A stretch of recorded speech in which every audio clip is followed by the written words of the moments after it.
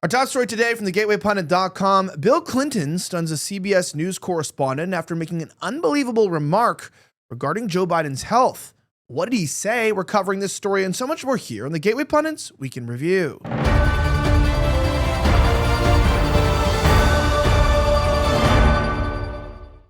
My name is Elijah Schaffer, and this is the Gateway Pundits Week in Review. We're covering the top stories of the last 24 hours. I'm joined today by my co-host, contributor for RiffTV.com, Sarah Stock. Welcome back. Yeah, I'm happy to be here and excited to jump into some of these stories today. Of course, and we know that no story makes you more happy than talking about the fateful Joe Biden. We were just talking earlier today about what happened to that guy. Well, it turns out Cullen Linebarger has the original report. Listen to this. Former President Bill Clinton raised some eyebrows this morning after making some unbelievable comments about Joe Biden and health.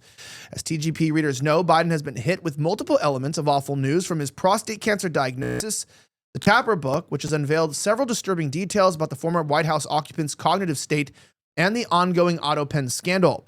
On Sunday, CBS News correspondent Tracy Smiths interviewed Clinton and decided to ask him about his experience with Biden. What he had to say in response is insulting to the intelligence of any sentient beings. Check this out. We have the full interview here, and the comments made. It's quite interesting, as he doesn't really deny anything. Watch. There's this book that came out that talks about Joe Biden and the people around him seeing that he had cognitive and physical decline.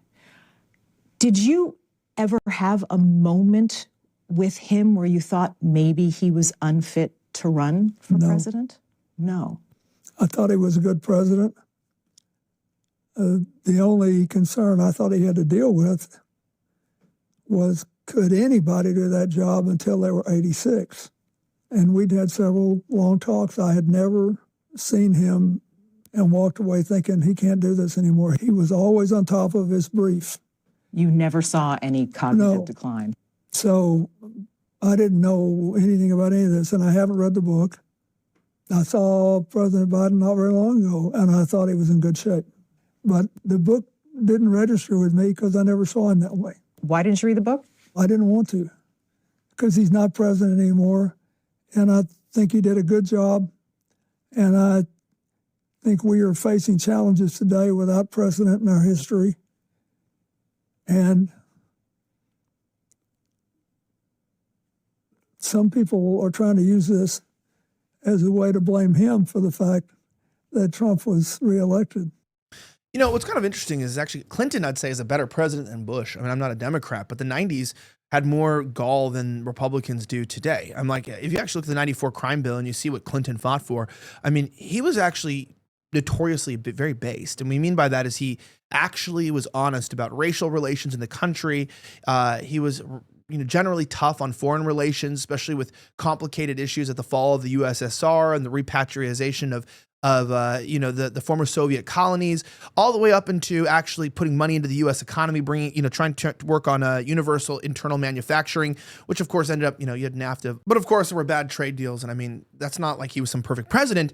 But I think it's funny that we villainize him. And I think it's mostly just because he's a Democrat. But Republicans today are more like Democrats than Democrats were like Democrats back in the 90s. You know what I'm saying? Yeah, I completely agree. It's just funny in that video, the way he just bold-faced lies. It reminds me a lot of when he said, I did not have sexual relations with that woman. It's like the complete same energy. And it's kind of just disgusting the way he does that when it's like every single American, well, maybe not every American, seems like there's some cognitive dissonance between the Fox News consumers and the CNN consumers, but half of the country knew that he was in a state of mental decline for pretty much the entire presidency. I mean, we saw the videos ourselves of him falling off the bike and stumbling, trying to go up the stairs. And so it's just completely obvious to everyone. So for him to pretend that, as someone who obviously is actually involved in the back end and a lot of the stuff going on in the Democratic Party and actually spent time with Joe Biden in person, to pretend that he had no idea any of this is going on is just like, it's just so dishonest. Yeah, well, I did not have sexual relations with that woman. The thing is no one saw the oral copulation, but we all saw Joe Biden fall. You know what I mean? So like we need a test to just see, what's in front of our own eyes? Yeah, I don't think there's a lot to say to that. That being said, remember you guys, Bill Clinton was president way before Joe Biden was president, and he seems to be doing better than Joe is. It's not necessarily good, considering he was president like 20 years earlier. So that shows you the kind of level of leadership we have. Does it really even matter? Well, listen, right now your testosterone is under attack, particularly due to outside influences. There's actual warfare that is lowering your T levels. Now, what's one of the side effects of that? One of the side effects could be lowered libido. You might not be ready to get it on as easily. Your grip strength could go down. You start having wobbly knees. You feel lethargic. And you have to ask yourself, well, why? Well, obviously, people's levels are way lower than they think. Everyone thinks their testosterone levels are fine, but today, a 18-year-old guy has a weaker grip strength than a 65-year-old guy just 50 years ago. So guys in the 60s and 70s were stronger than young men at their prime. Well, luckily, you can fix that today by actually taking this product called Man's Edge, which of course I always keep here and have a bottle at my house as well. Now, the best part about this is everything that's been proven medically to increase testosterone, fenugreek, IGF, NO2. But what's interesting about this product specifically is that it's sublingual, which means it's a liquid you put under your tongue that gives you 98% absorption with clinically delivered and curated delivery package that is this carbon encapsulation that gives you maximum absorption and effect when it comes to the impact of these vitamins, minerals, and natural chemicals that are found in the planet Earth, but unfortunately are hard to obtain. Right now, you can get them easily, though. When you buy one, get one free with auto ship selected at ElijahIGF1.com. That's ELIJAH, IGF, the number 1.com. If you use my promo code Elijah, you also get 10% off, so you get 2 bottles. 60% off today when you click auto ship. Check it out and start getting your testosterone and confidence back. That being said, it's quite interesting as Ukraine just wiped out a dozen Russian nuclear bombers in a drone strike deep inside of Russia. Escalating war with Russia, Trump was not notified. Takes place 2 days after Lindsey Graham's visit with Zelensky. The warmonger continues to find his way into the limelight. That being said, Ukrainian drones took out numerous Russian bombers on Sunday over 1,000 miles from the border with Ukraine. This comes 1 day before peace talks resumed in Turkey. Ukrainian drones on Sunday took out an estimated 36% of all Russian strategic aviation, $2 billion worth of damage. Volodymyr Zelensky announced that 117 drones were used in the strikes inside Russia that wiped out a dozen of nuclear doomsday bombers and other aircraft. President Trump was not notified of the attack before it took place because Trump wants peace and the globalists want world war and the destruction of Russia. Senator Lindsey Graham, who was in Ukraine 2 days ago, cheered the news of the attack on Sunday. Lindsey Graham lives an hour and a half away from me, yet he has yet to visit us in Western North Carolina a single time after Hurricane Helene. He's flown to Ukraine 9 times. That's obviously because we know that Lindsey Graham has been in the city of Kiev time and time again, meeting with Volodymyr Zelensky. Now, I don't think it's on the first hand, I don't think it's weird to mention the fact that our government officials, they care more about foreign nations than they do care about the United States. I mean, look, Austin Metcalf was murdered, in Frisco. I don't know if our Department of Homeland Security has visited any of these families or people who have been killed at the hands of illegal immigrants or the unchecked racial, criminal problems in our country. But she was really quick to go to Israel and, bow at the Wailing Wall and kiss the wall over dead Israelis. And that's fine. And we should mourn the death of all innocent civilians. But, when you have people like that visiting Nancy Mace, they're all going and checking out this country. When you have people really caring and going out, to Ukraine, it's not a problem to care about our allies and to want to be, invested in maybe wars that we're funding. But the fact is, like this critic said, it's like they're not visiting their own constituents. They're not really helping their own people. And it's like, well, why are you not helping your own people? Why are you going out? And why are you so invested in foreign wars when there's battles back at home and people are dying and they're hurting and they're in pain? And they don't seem to really care, but they're very quick to use our tax dollars to fund wars that really don't or shouldn't involve us. Yeah, exactly. And I mean, Lindsey Graham spending all this time in Ukraine, going out there to support them.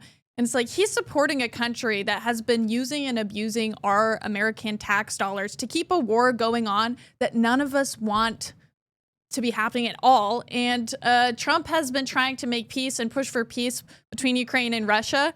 And we've still been giving them more and more money. And then now they're just going behind our back and taking these actions to escalate the war. It's just so disrespectful. And then the fact that some of our U.S. politicians are basically enabling them to do that by approving this when they didn't even put it past our president is just like, it's pretty gross.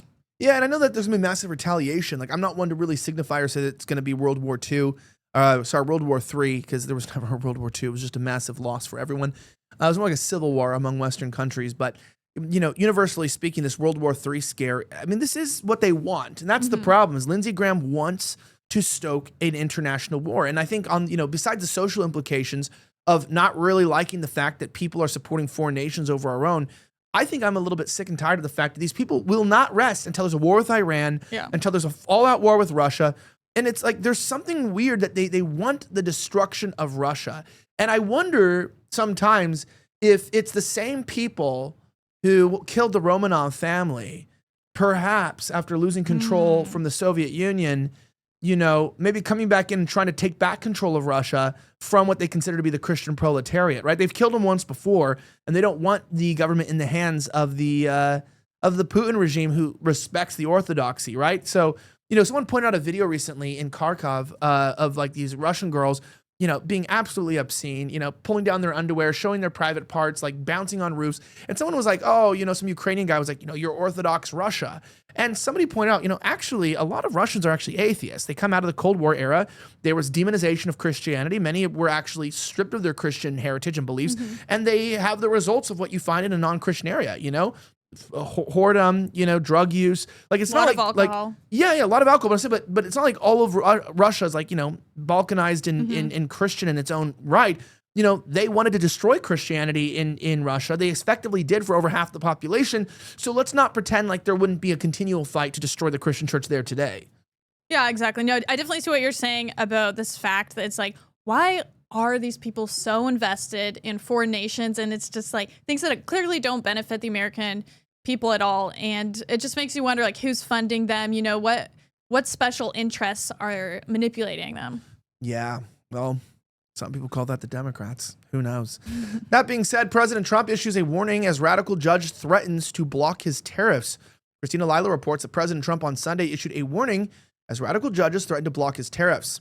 The courts somehow rule against us on tariffs, which is not expected. That would allow other countries to hold our nation hostage with their anti-American tariffs that they would use against us. This would mean the economic reunition of the United States of America, Trump said on Truth Social. A court battle over President Trump's tariffs is playing out in the District Court and the Court of International Trade. A federal appeals court on Thursday temporarily reinstated President Trump's tariffs after the Court of International Trade in New York said President Trump exceeded his authority to impose the tariffs. It's so interesting that the courts seem to really be what's waging war. We used to have these protests in 2016 and 2017 that were like the Women's March, right? We had the March for Our Lives. I think that went a little later in 2017, 2018. You had this sort of coalition of grassroots rejection of Trump. And now they're sort of just using the courts and lawfare to block all of his presidential edicts. And I don't think anyone can point anything else out to the fact that this is just absolute partisan hackery and reminds me that, we're not going to ever vote our way out of this. Yeah, we're really not. I mean, it's really stark contrast between when the Democrats were in power. It was like they were allowed to use their executive authority to do basically anything they wanted. And it felt like the courts hardly stopped them ever. I mean, they were overriding all of our immigration laws to bring in millions of people and give them this fake asylee status, which they're basically just allowing them to be illegal immigrants and slapping a label on it and calling them legal and then saying we can't deport them. And so they're able to do all these things. Somehow there were no courts that got in the way of them doing that. And then Republicans, it's like, finally we have full executive power. It's like, we can't do anything. We can't even deport anyone. Now it's like we can't even use tariffs. Like, what's going on? Yeah, that being said, speaking of courts, it's kind of interesting. We have a lot of violence in our country, but of course we'll only hear about terrorism that relates to topics that are of interest. Unfortunately, I believe one American lost their life in the recent aggravated attack on a protest. I don't think we've decided if it's terrorism, though. They call it a terrorist, but I don't know if it was terrorism or like an attack, right? Which is a bit of a difference. Like, it was just meant to control mayhem. But if you went with an idea to kill certain people because it's ethnically or racially motivated, I think that's different. And also, if you thought you were going to prevent people from celebrating terrorism, I think it's really important that we don't just call things terrorism because it involves Muslims. We have to kind of figure out, was that the motive to cause terror? Or was the motive a targeted hit, right? So we don't have information, so I think we got to be careful on our labeling here. But a Boulder terrorist, as it mentions here, is an illegal alien who entered the U.S. in 2022 under Joe Biden and overstayed his visa. Check this out. Well, it turns out that a deranged man screaming anti-Jewish epithets attacked Jewish families, including children, in Boulder, Colorado on Sunday. A suspect was brought into custody after an attack on a pro-Israel demonstration in Boulder. Colorado police are responding to what they called an attack at the Pearl Street Mall that left multiple people injured. Authorities said the violent incident happened at 13th Street and Pearl Street on Sunday. Police asked everyone to avoid the area while first responders worked the scene. The attacker was identified as Mohammed Solomon. Several children were injured. Bill Maluzhin from Fox News reported this evening that Mohammed Solomon is an illegal immigrant. Solomon came in 2022 during the Biden regime and overstayed his visa and never left. 3 senior DHS sources tell Fox News that the Boulder terrorist suspect is an Egyptian national in the U.S. illegally as a visa overstay who entered the U.S. during the Biden administration. I'm told he arrived at LAX on the 27th of August, 2022 on a B-1, B-2 non-immigrant. Dan Bongino tweeted out the FBI is on the scene.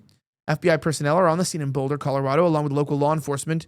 We're investigating this incident as an act of terror and targeted violence. All of the necessary assets will be dedicated to this investigation. Obviously, it's a very terrible incident, and as a network here, we were very, very upset at any type of violence that's wielded against Americans, no matter what their faith is or background. But it does always seem a bit coincidental. I don't want to conjecture here. There's active lobbying trying to get us to raise support for the war in Iran. We know that there was trying to get us to fight a lot of countries, a lot of support trying to be raised in the 90s, and then suddenly the Twin Towers were bombed, in 93, and then we had the fatal 2001, terror attacks, if that's what you want to call them, which then led us into 20 years and trillions of dollars of debt, into over 1 million innocent people killed. For what? Obviously this is regime change, destabilization. I do remain a bit cautious and suspicious to overreact because it would seem that these wars, which are not fought for American interests, have destabilized the Middle East and therefore have created a refugee crisis, which they are pushed to stay in our countries. So Randy Fine asked, our senator from 6th District here in Florida, why are these people in our country? Well, I can tell you why. Because Egypt's been destabilized, right? There was a regime change on behalf of the United States government, a color revolution, yellow revolution, I think it was. It was orange. And we had the Muslim Brotherhood, handover. That's what happened. So I don't know. I'm just wondering, if these things don't benefit the United States and we're destabilizing the Middle Eastern world, are we really being attacked because we're destabilizing them, or are they letting us be attacked intentionally so that people hate Muslims and we justify going to war with Iran? Yeah, I mean, there's obviously a clear pattern of, these terrorist attacks happen and then they're used by the media to try to push us into war. And that is exactly what the elites want for us right now. You don't want to be too conspiratorial about it because obviously there are just rising tensions in general between different foreign actors in our country and a lot of animosity on both sides there. So I think it's just like, why do we have all these foreign conflicts brought onto American soil? Why do we have protests for any country happening here that's not America? And then it just leads to all this violence and innocent people get hurt. And it's just like, I just want it all gone, honestly. Yeah, if only ethnic minority clashes just didn't involve Western people. I've always said that. It's like, we're European heritage individuals. We're a colony of the West, These Eastern conflicts between, minority ethnic groups and religions really we have no business being involved in them. And like, quite frankly, think about all this. Think about how much we talk about Jewish Muslim fights. What does that have to do with us? You know what I mean? What the hell does it have to do with the United States?